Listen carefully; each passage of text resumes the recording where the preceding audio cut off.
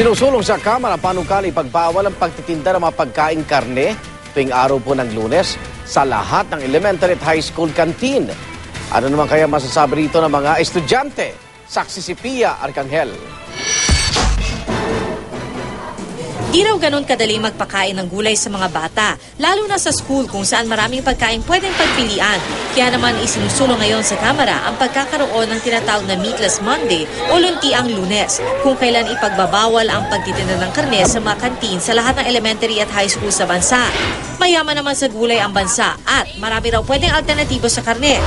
Lumabas doon sa aming research din na talagang most Filipinos deficient sa pagkain ng gulay.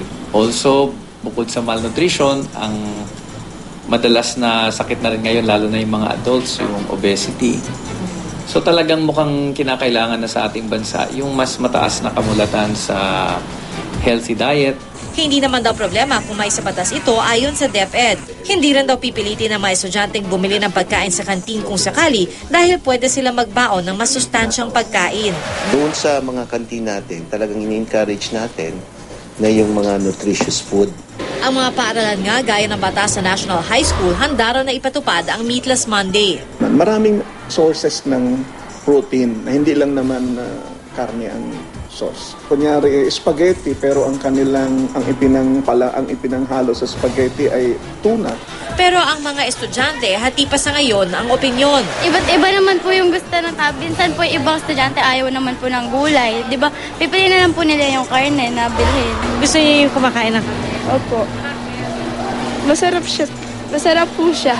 Kapag walang karne, baka wala kayong makain? Opo. Ayos naman po sa amin para mga bata po ay matuto kumain ng gulay. Mas mabuti nga po yung kung ganun. Kasi po, magkakaroon po ng balanced diet yung mga estudyante dito. Ako, si Pia Arcangel, ang inyong saksi.